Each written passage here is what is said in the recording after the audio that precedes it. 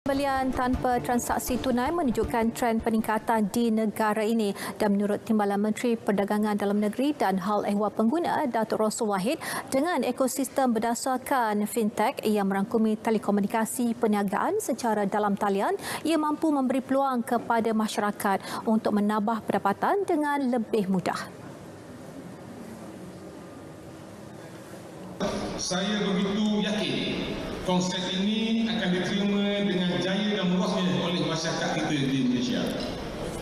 Ini adalah sejajar dengan seruan kerajaan kita pada masa kini agar kita memakai konsep cashless ataupun go digital di dalam semua urusan harian kita.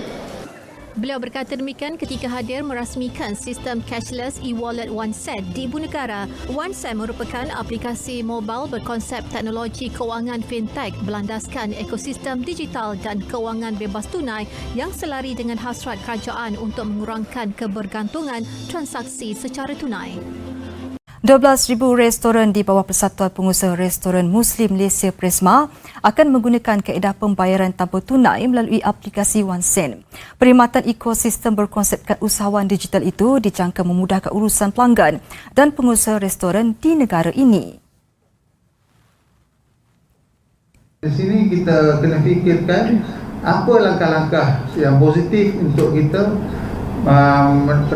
penambahbaikan dalam perniagaan kami. Ini salah satu cara yang saya rasa sangat baik untuk kami dan untuk pelanggan-pelanggan kami juga. Ialah satu-satunya sistem yang memberi cashback balik kepada pelanggan dan tidak ada sebelum ni di mana-mana pun sistem, dan bukan setakat cashback, kita ada group cashback. Hasil daripada ahli-ahli ini dia boleh membuat satu komuniti sendiri. Hasil daripada komuniti yang berbelanja apa-apa pun, setiap transaksi itu dia akan dapat satu reward secara real time terus masuk dalam wallet dia.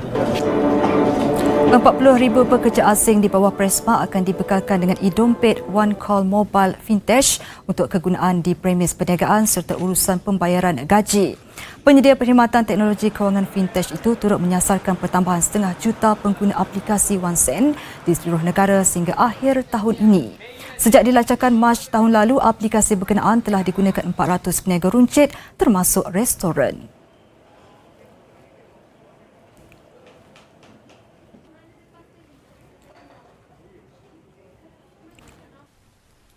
Yayasan Keusahawanan Sosial membangunkan portal keahlian, pengiklanan dan perniagaan Islam Halal Ria dalam usaha membantu perusahaan kecil dan sederhana. Portal itu juga sebagai pemudah cara dalam urusan perniagaan setempat, serantau dan peringkat antarabangsa. Raja Muda Perlis Tuanku Syed Faizuddin Putra Jamalullah bertitah portal berkenaan sebagai pusat sehenti yang menyediakan pelbagai aplikasi dalam pendaftaran perniagaan, padanan perniagaan, penawaran diskaun dan pengiklanan setempat. Baginda melihat sumbangan perusahaan kecil dan sederhana kini amat penting dalam pembangunan ekonomi negeri dan mahu platform digital ini diperluas dalam kalangan usahawan industri kecil dan sederhana. Portal Halal Ria ini bertujuan mewujudkan persekitaran yang lebih mesra peniaga, ramah usahawan dan profesional bagi meningkatkan daya saing industri serta memacu pertumbuhan ekonomi. Saya juga amat berharap objektif portal Halal Ria ini akan dapat tercapai dan sekaligus mendukung agenda negara insya-Allah. Kepada para usahawan kecil dan sederhana pula, manfaatkanlah peluang ini untuk mendaftar dan memajukan perniagaan masing-masing melalui portal